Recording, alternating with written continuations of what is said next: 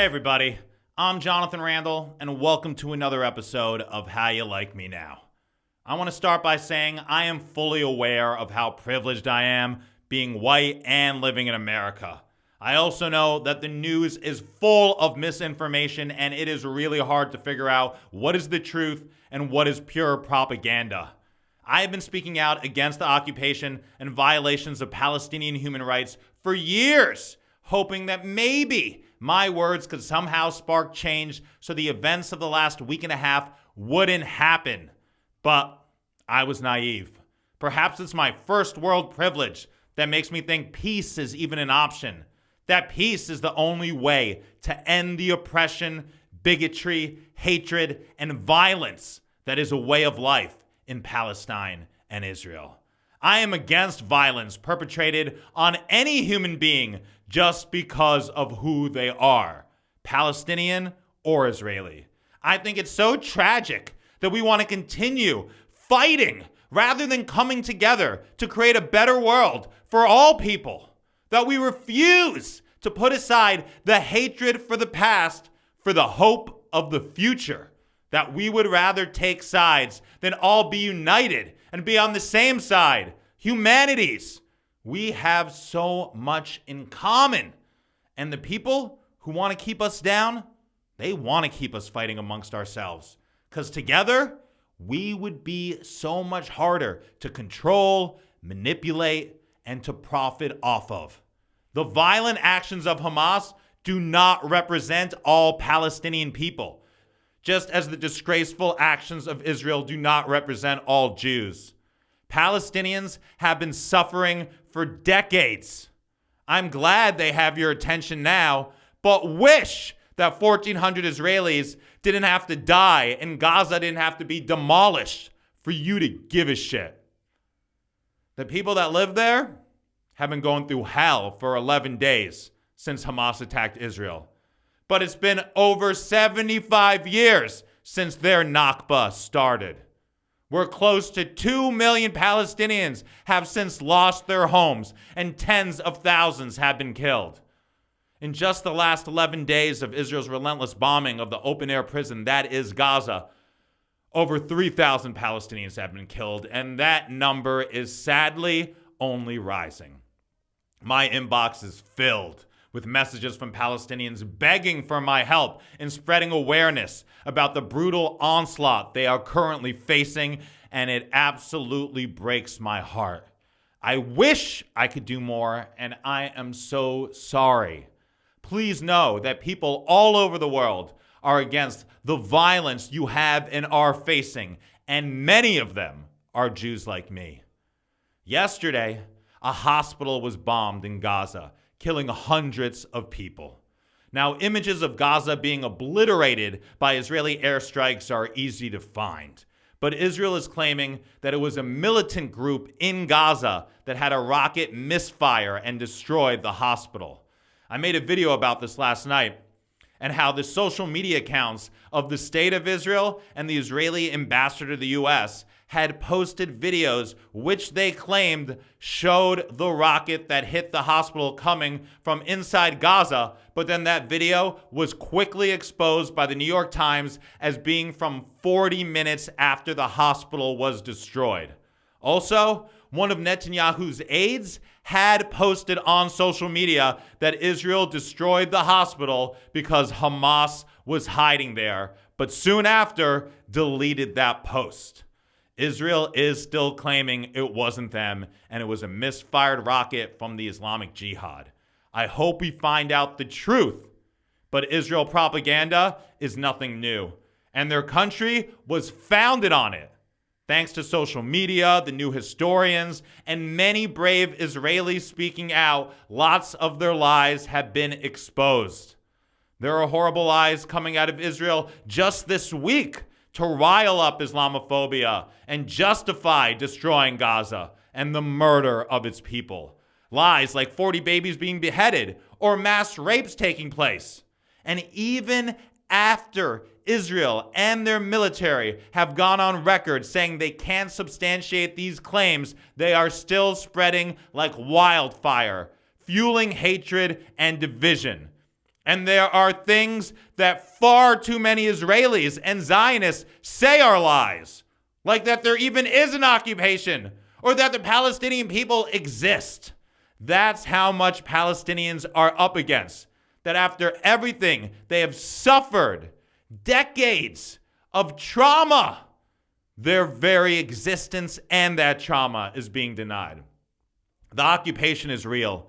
And to deny it or be willfully ignorant about it, in my eyes, makes you complicit with the ongoing dehumanization of the Palestinian people. Millions of people have been suffering in Gaza, and they are suffering even worse now. The people of Palestine should not have to suffer for the crimes of Hamas, and most of them don't even support them. The average age in Palestine is 18, and those people were not involved with voting for Hamas. It seems to me that all Israelis' acts of revenge are presented as self-defense, and all it will do is create the next generation of Hamas or another group that is currently having their future shaped by the violence they are experiencing at the hands of Israel. You can't just bomb away people wanting to be free. No amount of violence is going to stop people from wanting to resist that violence. I don't think it's possible to eradicate Hamas, but it is possible to end the occupation. Since the Hamas attack on October 7th, Israeli settlers and military have killed at least 61 Palestinians and injured 1,100 in the West Bank. The Israeli human rights organization B'Tselem has a video showing a settler shoving a Palestinian man to his knees before shooting him point blank in the head, all while an Israeli soldier stands nearby. Other videos circulating online show settlers attacking Palestinian villages and murdering people.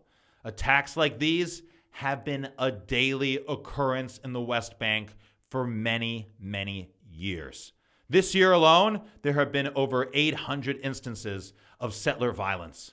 But for some reason, the whole world isn't condemning them as terrorists.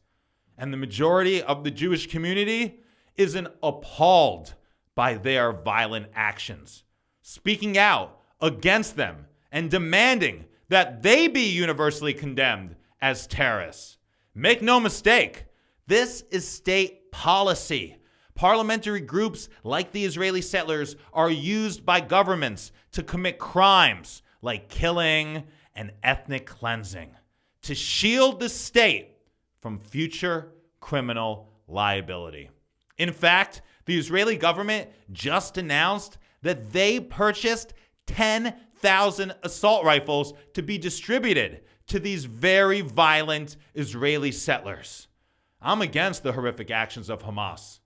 But how do people have the audacity to call them terrorists for standing up to the decades of brutal occupation by the state of Israel, but also not call out Israeli settlers for the hideous violence they unleash on Palestinians daily in the name of Jewish supremacy? Hypocrisy at its finest.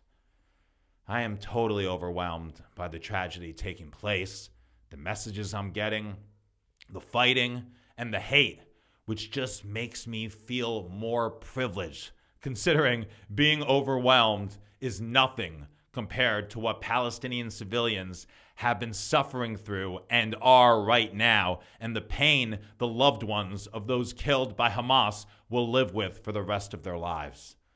As crazy as this is going to sound, the thing we should be doing is killing each other with kindness. And as long as we have hate in our hearts, we will have it in our lives. In Judaism, there is a concept called tikkun olam, which are actions intended to improve and repair the world. That Jews not only bear responsibility for their own moral, spiritual, and material welfare, but also for the welfare of society at large. Those are the values of Judaism. Not occupation, not nationalism, not supremacy.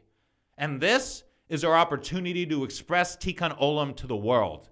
not just for the sake of the Palestinians, but for our own sake, and to show the world the beauty of Judaism and how it wants to uplift the world, not dehumanize those born of a mother from a different religion. Of course, you can check me out across social media at Jonathan Randall. Please support me on Ko-fi. I'll put the link in the description. I really care about the Palestinian people, and I am ashamed what has been done to them in the name of Judaism.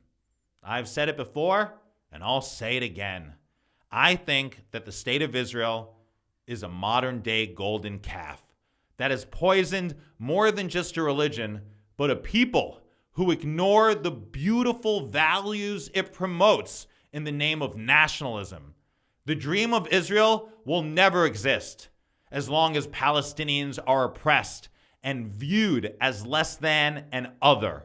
Only together can we truly reach our potential as human beings and honor the Holy Land in love and togetherness, end the violence, end the hate, end the occupation.